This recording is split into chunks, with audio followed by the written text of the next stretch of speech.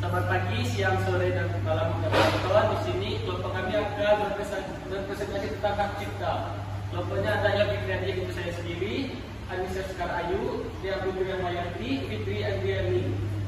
Prestasi selanjutnya akan dilakukan oleh Anissa Sekar Ayu. Anissa, silakan.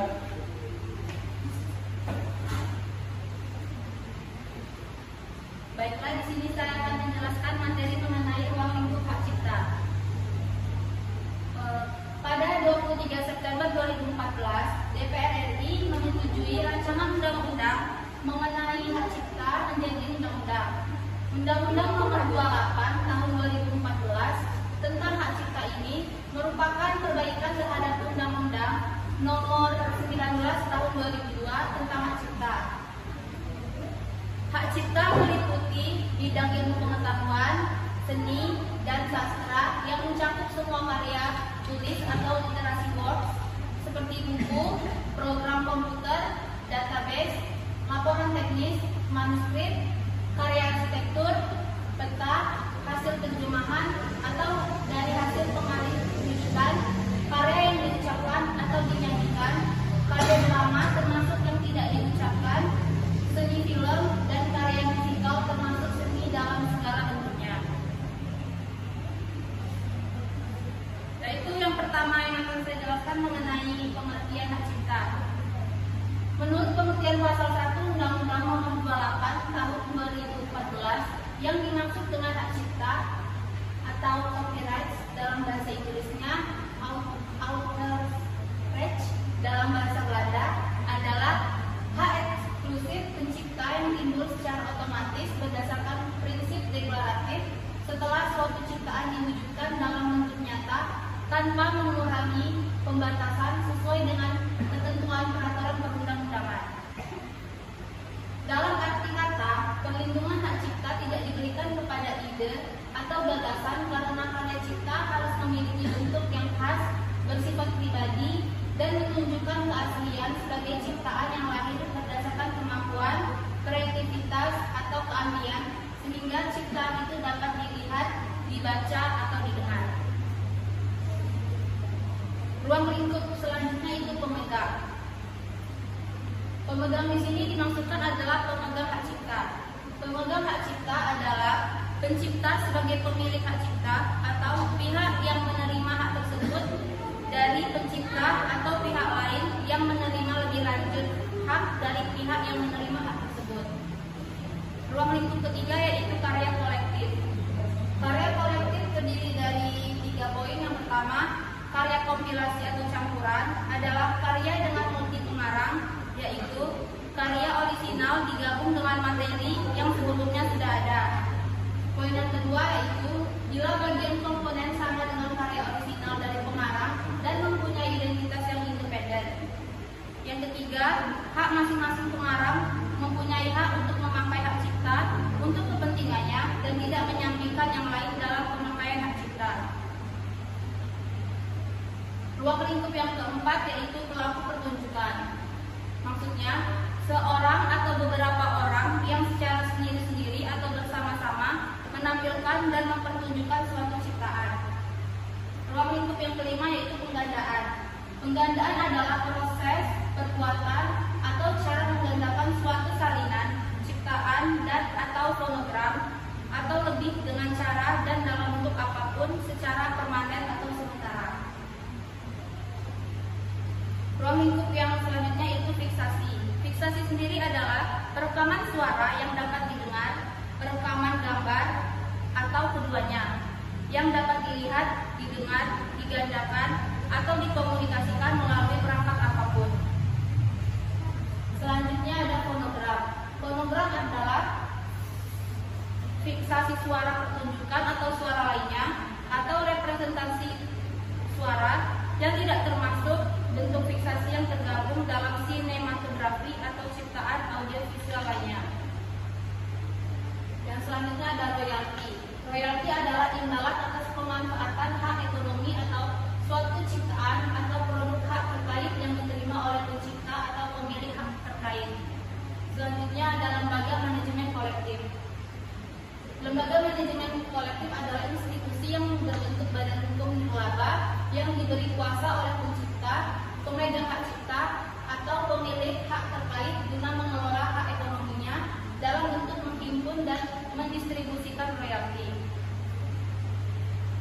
Ruang lingkup selanjutnya adalah pembajakan.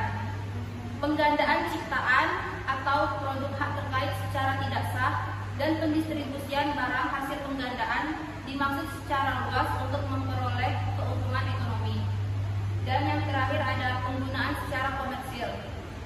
Pemanfaatan ciptaan dan atau produk hak terkait dengan tujuan untuk memperoleh keuntungan ekonomi dari berbagai sumber atau berbayar.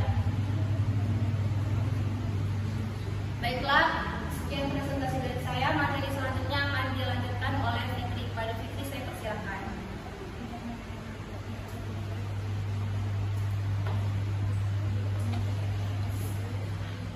Baiklah, materi selanjutnya yaitu fungsi dan sifat hak cipta. Hak cipta merupakan hak eksklusif bagi pencipta atau pemegang hak cipta untuk mengumpulkan atau memperbanyak ciptaan yang timbul secara otomatis setelah suatu ciptaan dilahirkan tanpa mengurangi pembatasan.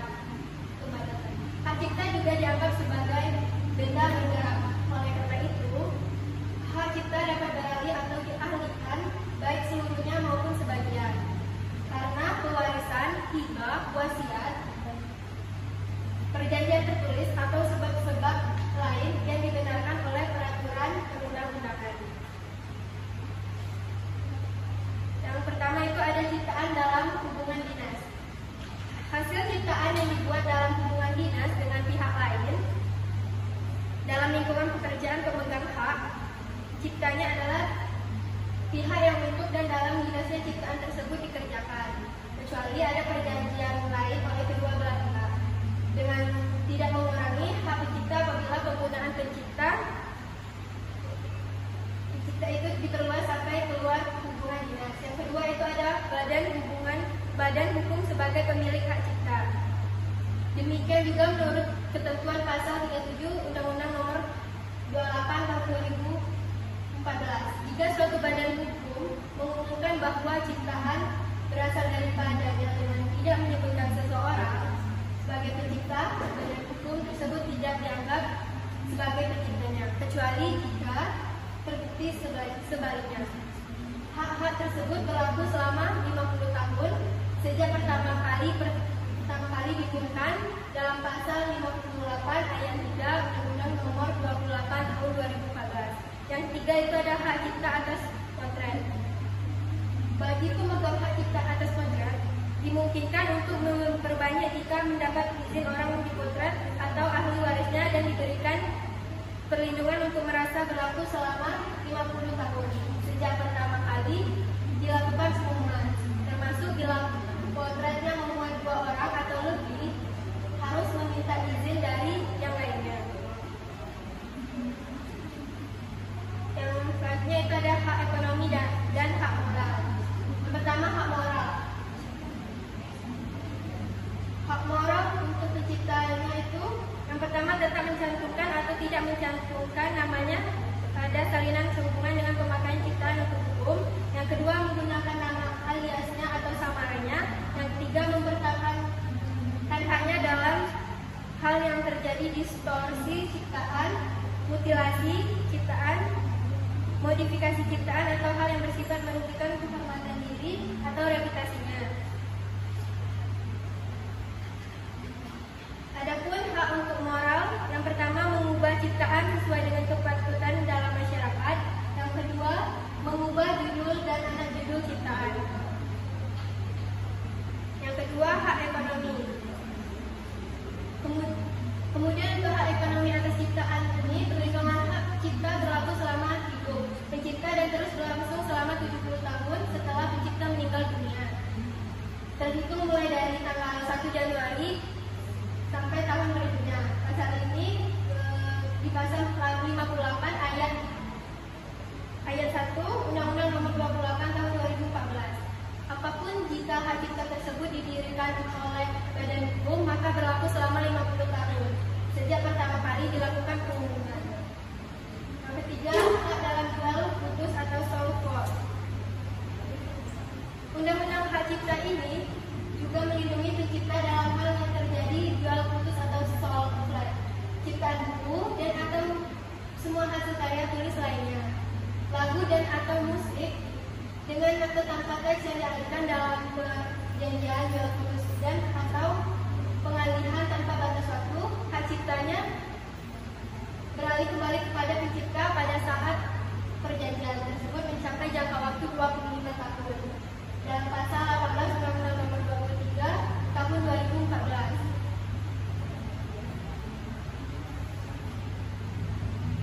Yang keempat itu ada lembaga manajemen kolektif atau disebut dengan LMK. Lembaga manajemen kolektif adalah institusi yang berbentuk badan hukum nirlaba yang diberi kuasa oleh pencipta, pemegang hak cipta, dan atau pemilik hak terkait guna mengelola hak ekonominya dalam bentuk menghimpun dan mendistribusikan royalti. Baiklah, selanjutnya penjelasannya akan dijelaskan oleh Dea Putri. Pada Dea Putri, persilakan.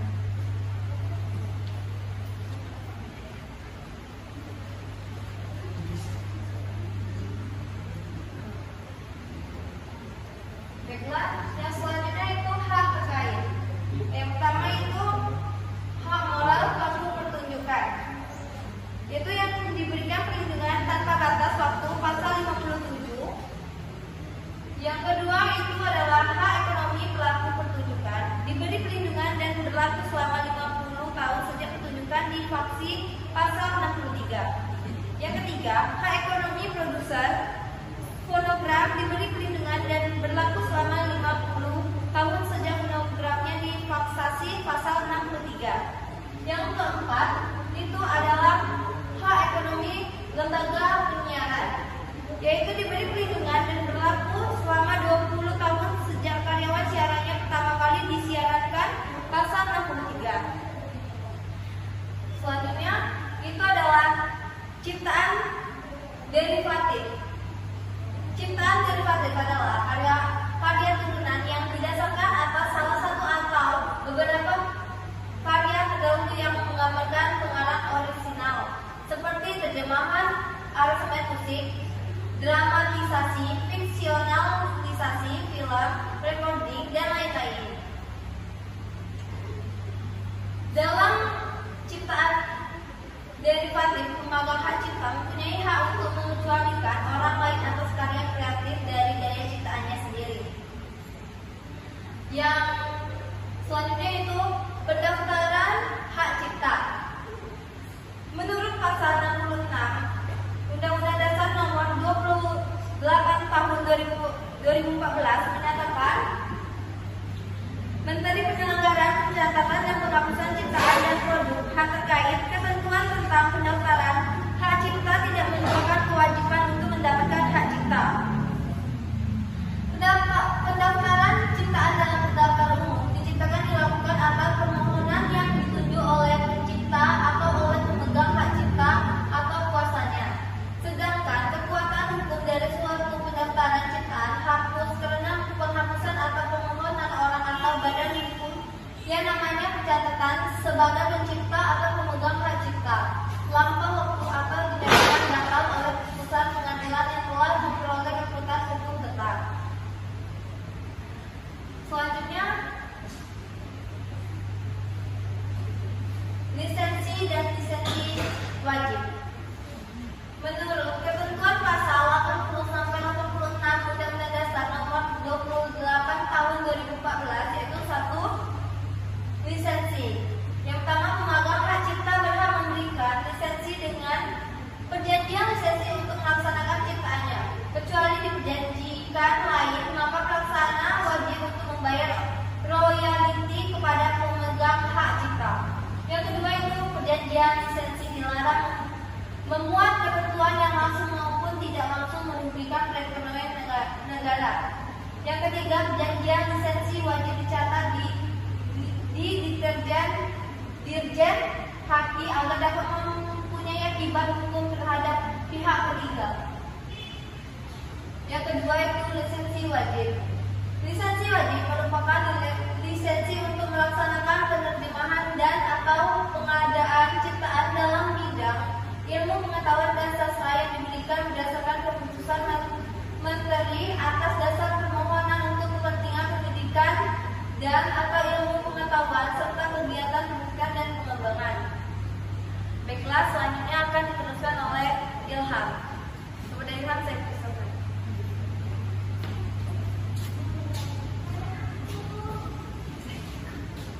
Baiklah, di sini saya akan menjelaskan tentang pelanggaran hak cipta.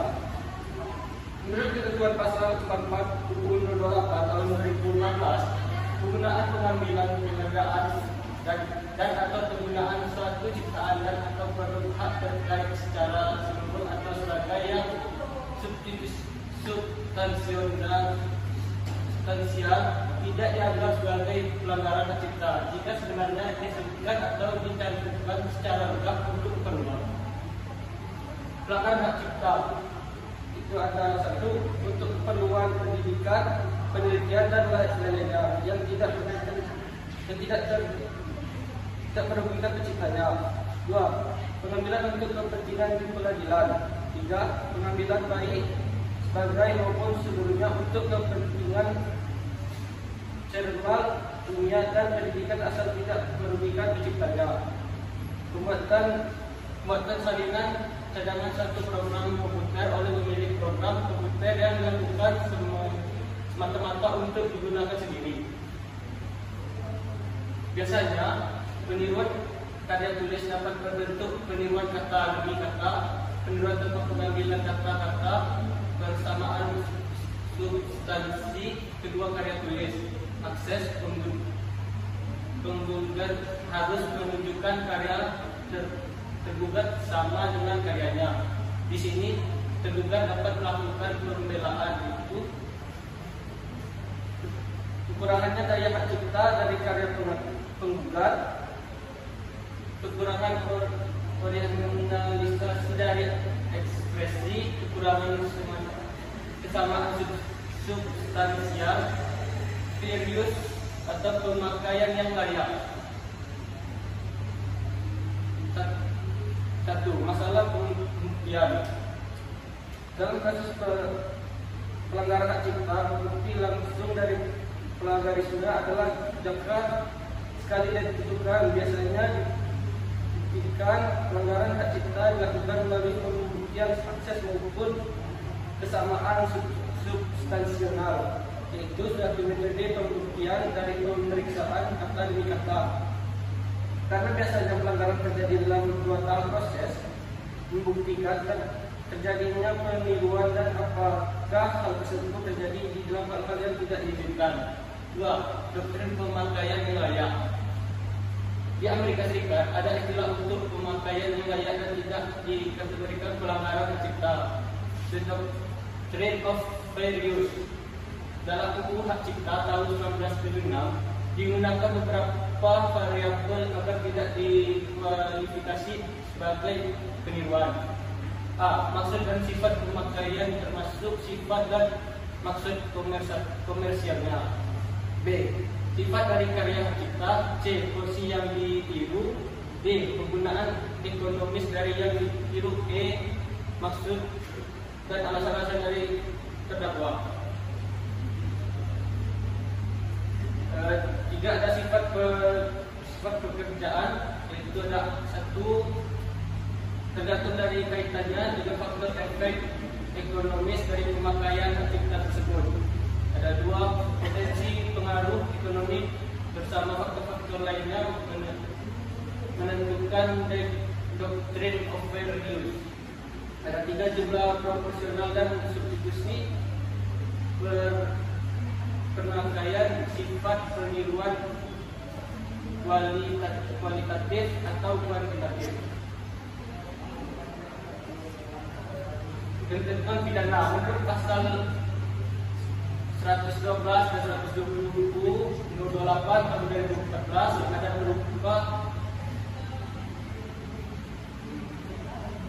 ada berupa yang cukup bagi para pihak yang dengan sengaja melakukan pasal-pasal dari UU Nomor 28 tahun 2014 ini. Di samping ancaman pidana yang semakin lama juga ancaman dendanya semakin besar pula. Sekian presentasi kelompok kami. Wassalamualaikum warahmatullahi